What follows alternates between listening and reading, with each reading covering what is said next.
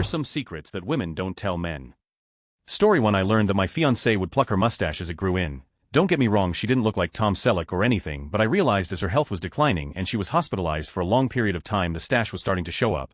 She took her appearance seriously, and I never knew that she worked so hard to make her appearance as beautiful as it was. I still thought she was beautiful no matter what.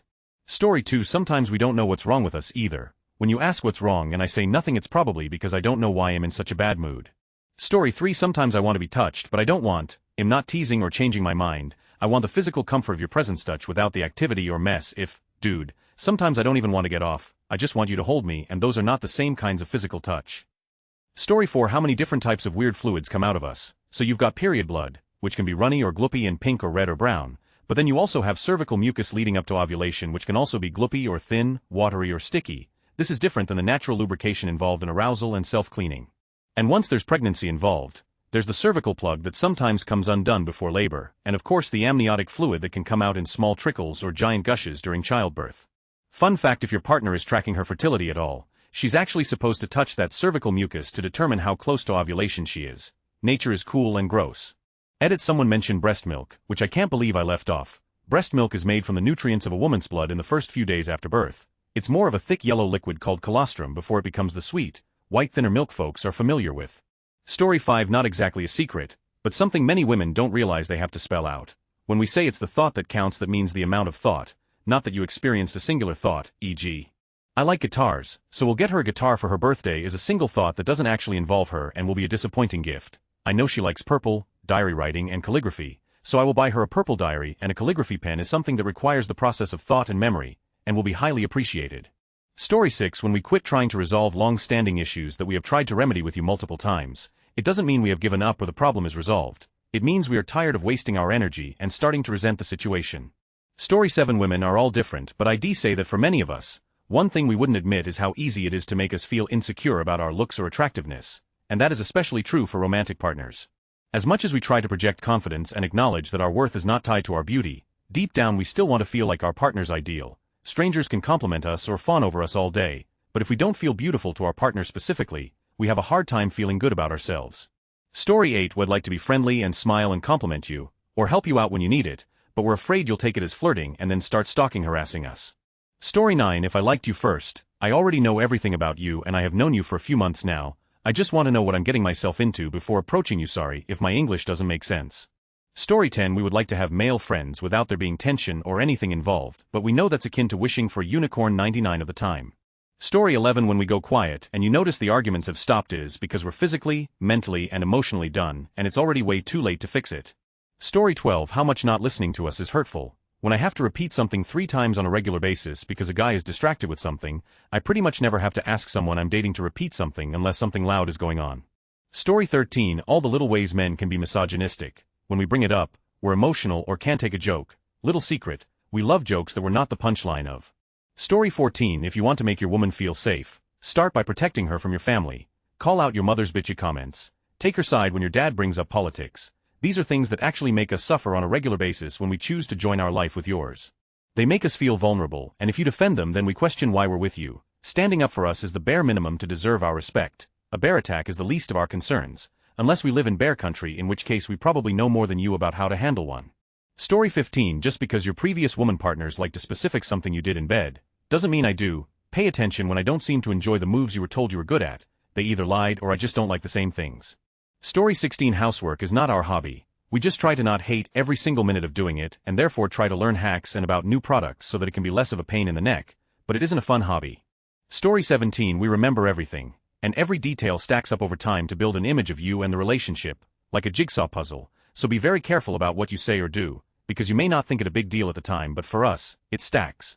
Story 18. The thing you think I don't know, I am very aware of it, and have been keeping it to myself to give you the chance to tell me first. Also, period shits. Story 19. I mean, we pretty much don't ever tell you when we're assaulted. We've learned from either personal experience, public reaction, or both that we will not be believed. And not only will we not be believed, we will be characterized as slots and whores who brought it on ourselves. Even in 2025, this is still true. A rapist, who we all heard bragging on tape about assaulting women, is literally president for the second time. A Supreme Court justice also has a credible rape accusation against him. A few years ago, a man was literally caught red-handed by other men in the act of raping an unconscious woman, and he only got a few months in jail. We are not believed, and yet still somehow blamed for the thing we're being told didn't actually happen. Or we're believed and told it's our own fault and the poor guy shouldn't face any consequences. So yeah, that's what I'm going with. We do not tell you when we are assaulted.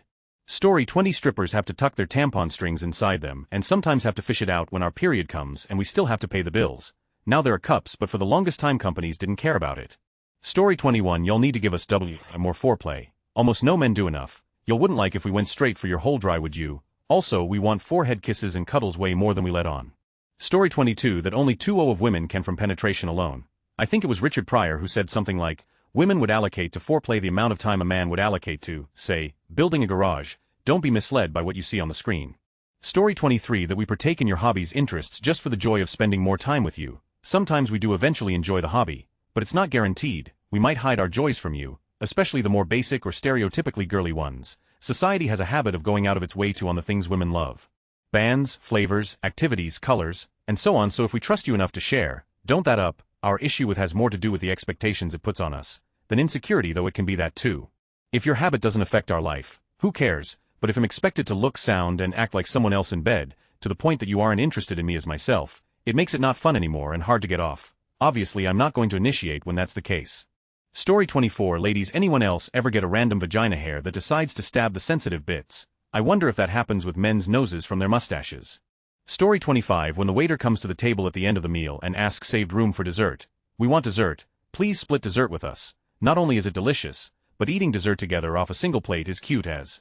Story 26. That even though you are a good egg who recognizes the work I do for our family and is making major efforts to help out more, I still do so much more unpaid labor and mental labor than you even comprehend. I'm not going to nag you to death about it when I know you're working on it, but the burden on my shoulders is still so intense. Story 27. Most women will gladly tell people that it's hard to be a woman, but it's taken mostly as a joke, but truthfully, it is rather hard, physically and emotionally, mentally. Just on the physical side, I feel like our bodies have minds of their own. We don't know why they do what they do, and that's a healthy person.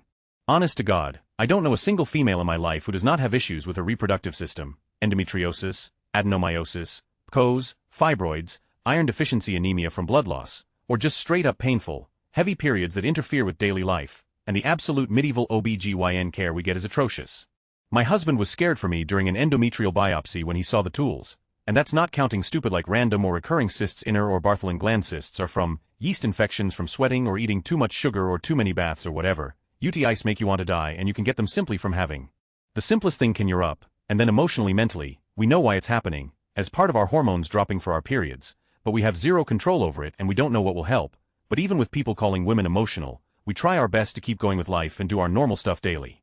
Because being emotional will make you look unhinged, and that is not socially acceptable. So no matter what's going on, we just have to wait it out. My husband gets frustrated with me sometimes, and I'm like, why either, buddy? If you want to play at this playground, understand it'll be under construction a good deal of the time. Story 28. In a relationship, we want you to always touch us and love on us. I love to hear that you love me and think I'm pretty. I love to hear about your hobbies. When you include us in your hobby, it is fun. If you love someone, you love to do anything with them. We want love letters. Little reminders that you're thinking about us as much as we think about you. A reminder of your love will keep your woman happy. If she really loves you, that is all she needs. A kiss, a hair tussle, share a little snack, a stroke of the cheek, and an I love you. Grab our butt. As much as we gripe, we love it. Make your woman feel wanted, and she will be happy. Story 29. That 99 of our attraction to you is your natural body odor. You either smell right or you don't. One deal breaker for women, because it's unchangeable. Story 30. Why I don't like or prefer not to be around certain people in his family. We come from two very different backgrounds, so it's often hard for him to understand or see my perspective in certain situations, or why I'm not comfortable. Instead of getting into the specifics and going in circles, I normally just say that I prefer to stay home and that he'll go with to the next one, which usually buys me some time between his family events. Story 31. I have to gauge their tone and how they're behaving in case they're secretly just like the other men I've known. There's a darkness behind the eyes I see when they're storming around, but silent, chill dudes. Story 32. How much we really just want to know you men. If every encounter with a woman for a man is a prospect for a girlfriend, or it is inherently inhibiting for a woman, at least I want to get to know you as a person. Anything else is secondary or way down on my list. Story 33. No, I don't want you to solve my problems or find any solutions. Please just listen to my rant, hug me and say everything will be okay. Easy guys. And if you are overwhelmed, ask her, do you want comfort or help? Story 34. Hemorrhoids. I don't think I spelled that right, and I don't know why I'm trying so hard to hide this, because it was his children's giant heads that caused them. Story 35. That many, not to say most women, aren't naturally as thin as they are controlling their body and their weight and they have tricks to hide it, to make people, mostly men, thinking they are bon vivant, not caring about their weight.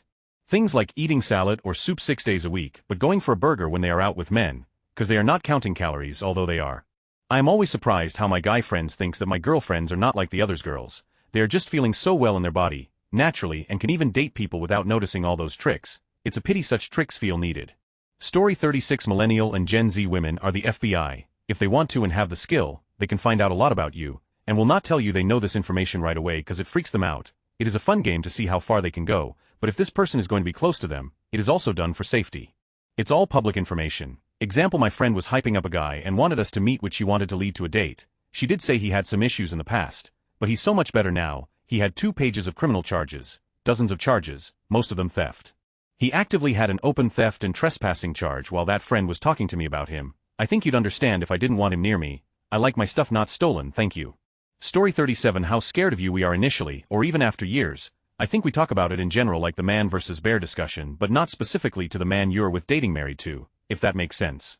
One time I did mention how I was basically rolling the dice on my life the first time I stayed over with somebody, and he got real pissed that I would think of him that way. Story 38 I know a hobby that is filled with nerdy and creative women, romantic, and sometimes really goddesses and models, and men would just need to honestly join the hobby and possibly get their dream goth GF easily, but somehow nearly every cis-het guy in the hobby is a horny creep. I don't even tell my sweet guy friends. 'Cause somehow it's a hobby that makes even cool guys lose their mind after some time. Story 39 We don't normally let men know if we are faking or have faked enduring. In my experience, the quieter I get the closer I am to coming, and if she starts holding her breath or gets completely still and silent she's about to have a humdinger of an. Story 40 I'm probably going to get downvoted to all, but size matters. No, it's not everything, and there are workarounds. 15 years later, I still remember the first time my now husband and I went there. I undid his pants, pulled down his underwear and saw it for the first time. Out loud I said, oh yes, I was thrilled. A decade and a half later I still am. When we say, oh, you can't feel a difference, that means a gentleman is on the smaller size, but we still like you and don't want you feeling self-conscious. Story 41 I'm crabby and I know it's not your fault, but I really need you to either stop breathing, or go breathe in another room. It's really not you really, please leave before I snap. Story 42 I hate being groped. There's other ways to show affection, and it sure as isn't grabbing my or while I'm washing dishes. It sure as isn't turning a hug into an. Story 43 Women with long hair have to occasionally about twice a month fish an extra long hair out from between their butt cheeks that's gotten too comfy living there and started to irritate the skin. Even the most beautiful belle has this indignity of a butt itch that mere scratching will not erase. Story 44 Sometimes I hate being a mom and a partner because I never get to be just me anymore, and the little things like working away from the house, getting moments, even just car rides away from the kids sometimes make me envious and resentful because I'm just so tired and feel invisible. I'm not trying to harp on the same thing over and over, it just doesn't feel resolved, and when it repeatedly isn't and I quit trying it's not a good thing. Story 45 I don't know about other women, but I have never stopped feeling like the 13-year-old girl I once was. I can be made to feel as insecure, unaware, and lost as a teenage girl at any time. I love the moments when I feel like a gorgeous, confident adult woman, but in my heart of hearts and most vulnerable moments, I am that 13-year-old girl. It's not always a bad thing, either, but it would be nice to leave that girl behind sometimes. Story 46 Most women fake orgasms. We either do it to hurry you up or just because we don't want you to feel bad because you in bed. Ladies, we have to stop doing that. Once I started telling dudes that didn't do it for me. Hey race, what you need to do. I actually started having every time I had or ditching dudes who couldn't get it together. Story 47 I don't go out in public looking meh because I don't care about how I look, or I don't take pride in myself. It's because I literally do not want to be stared at, followed, or creeped on in public. I don't want to draw any more attention to myself. Story 48 One thing I'm surprised I haven't seen anyone mention, and now I'm wondering if this isn't common. Some of us can get off by just squeezing our thighs in the right way where it essentially plays with the best way I can describe it, can be done while sitting or in bed. Again, not sure if this is common. Story 49 How many times they've been assaulted. I learned not to tell my exes because they blamed me. If it's more than once, I'm suddenly the bad one. I obviously wanted it, plus they can't understand how that changes your perspective on things. I still have panic attacks, or feel unlovable. I try to explain my triggers, but it's not something that you can easily explain. Story 50 If you had with us on the first date, we were already plotting on you, or manifested you in some way. Women often treat women horribly. Think Karens, the people they argue with the most are other women. The absolute bullshit I hear looks very bad for us. It's sometimes stereotypical and so unfortunate to experience. Men aren't usually witness to this. It's so much worse than you think. Women are often very disrespectful to other women. Story 51 When someone's having a crisis in the bathroom, whether that be a GF breaking up with them, bleeding through pants, or having just a day, almost every girl turns into a therapist. How do I know? In the one comforting random PPL in the bathroom after I take a Story 52 Assaults Abortions. Men walk around like goddamn Pollyannas not knowing half of what women endure. Brunch stuff, also book club stuff, maybe also the PDA stuff. Story 53 How exhausting it is to balance being natural, pretty, sexy, relaxed, fun, powerful, delicate, mysterious, easy, independent, needing of support. The list goes on. Story 54 I'm honestly surprised we all collectively decided to never ever let men know about the praying mantis impulse, which we all must physically resist and subdue every single time. Story 55 Body count. That he is average in bed, most men are, that it's mainly me knowing how to move my body, and his girth not technique giving me those orgasms. Story 56 Details matter, and many of us keep track of them, whether it's behavioral patterns we see in you, perceived slights or shortcomings, or whether you're attentive and sweet, it all adds up. IDK if this is because I'm socialized as a woman, because I'm working towards a career in counseling psychology, or whether it's because I grew up needing to monitor a parent's volatile mood, but I overanalyze and keep meticulous track of every detail in your behavior towards everyone. How many times you look at me in a conversation, how many questions you ask me, whether you invite me to group activities, the tone of your voice, especially if you're loud. I notice this with my male roommates during hockey games and share a wall with one guy who frequently loses his glasses and plays RDR with his friends online. If you're singing while you work, how well dressed you are, trying to guess what you're thinking. I once figured out a different roommate of mine was crushing on my friend like a month or two before he told me, because he kept sitting with her and chatting her up and peacocking and just being what looked to me to be really obvious. It's exhausting. That's the mental load women are always talking about, monitoring, tracking, remembering. Story 57 That we are counting and giving you chances. Every time you mess up, you're one step nearer to the exit gateway. The breakup didn't come out of nowhere. We were waiting for ourselves to be emotionally disconnected. The only driving factor is your behavior, both towards you and away from you. Story 58 Most women just want a man who's at least an inch taller than them. Also, I don't know a single woman who says that bodybuilders are the ideal body type. Most of us just want someone who's toned, but they don't have to have crazy muscle. Even sometimes having muscle like that makes us insecure about our own bodies. Story 59 Not a secret, but most men won't believe it even if it is shared. I like true loving hugs more than, good for me is not always about coming. It is about enjoying the experience with someone who is totally into you, no pun intended. Story 60 I will notice that you've cleaned, and be happy about it. And he'll be relieved that it's one thing I duty have to do. Please don't expect a thanks for doing basic life skills. Story 61 We could use your help, even though we won't admit or ask for it. We want you to plan dates and stuff, and surprise us with things without us having to tell you. Story 62 Of course I can carry anything and everything, but I appreciate when you recognize that and want to help because you want to make my life easier. I don't need help carrying this stuff out to my car, but are you going to walk alongside me empty-handed just because I can? I think partnerships are about wanting each other rather than needing each other. I chose to fold your laundry because I want to bring joy to your life, not because you don't know how to fold clothes.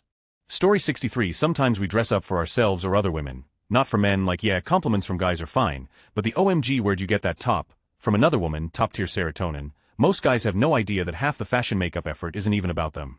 Story 64 What? Is this some kind of conspiracy theory? They aren't lizard people, women are just people, like men. There's not something all women together keep secret like some cult. Story 65 That a lot of women would have a mini mustache if they didn't shave it off all the time. They leave random in your apartment to mark their territory. Story 66 This thread is making me realize how much anger and hatred women seem to carry around daily towards all men, regardless of who it is. Isn't that exhausting? As an adult male, I can honestly say that I, nor any of my friends, share a similar thing. We actually all quite like all you women and have generally good things to say about you. I'm genuinely a little surprised how much the other way this thread is. Story 67 How expensive I am. How much maintenance it takes to look effortless. How I feel fat but won't say it because I would rather work out than admit I feel fat. I know I'm not, but there are those days. Also, I don't enjoy most men's lack of attention to details. Most gay men have an eye for details, and I love them for that. Women are more attuned as well. Story 68 How much your little compliments and thank yous actually matter. Yes, I do like when you thank me every time I make you coffee for the rest of our lives. Yes, I do want to hear nice things even if we've been together for years. It matters. Story 69 We hate nagging you about things just as much as you hate us doing it. If you just give us a clear time frame for when you're going to do the thing, instead of "I'll get to it later," and then actually do it within that time frame, we wouldn't need to ask you 4 more times. It is often not something that has to be done right this moment, but we need to know when you are actually going to do it. We hate having to remind you many times to do something and then being treated as annoying or overbearing. Story 70 We know within minutes if we'd ever sleep with you, but we'll still entertain the conversation, the dates, even the friendship. If it benefits us emotionally, socially, or financially, it's not always malicious. Sometimes it's survival, sometimes it's just convenience. Story 71 The reason we so often don't want to have right before a party event going out is because what goes in has to come out a while later, and it makes a mess and makes us paranoid all night. Story 72 As a single father, I found out about so many things that adult women just take care of and never mention it. I feel so bad for my little girl. Give her a hug, and tell her that even though I've never experienced it I know that it sucks and I'll do anything I can to help. Also please wrap up your pads before you throw them away. At least afford me that. Story 73 that some of us are Star Wars fans. And yeah, Han shot first, but the better question is why did Han shoot first? And don't ask that question if you can't handle a woman who loves Star Wars too. Story 74 biggest thing Eve learned raising a daughter and married 3 times. Women are exactly the same as guys just with different parts. Women love playing video games, watching sports, have similar career goals and like doing everything guys do. They also dislike the same stuff too. Story 75 how much emotional damage it causes to pressure me to attend your side of the family's events when I've already explained how uncomfortable I feel around certain people. The effects of guilt tripping me with the words, then we won't go at all are so toxic and damages our relationship more than you know. Story 76 I worry in the other extreme and in one of the women men wish would just shut up. The verbalizing random thoughts is a big thing which admittedly can make my husband laugh with the audible groans when I'm in the shower to clarify not in a sexy way, in a oh my god, I hate my body way but I wish I could just keep some daft to myself. But it just kind of flops out and I roll my eyes for the both of us. Story 77 that sometimes you annoyed out of me. I'm sure it goes ways. The biggest for me is that I'm more sensitive than I let known. My late husband told me I was too sensitive to be so outgoing. Story 78 most women don't actually marry a man they like or actually love. Most times they just get married for the title or so people stop harassing them about it.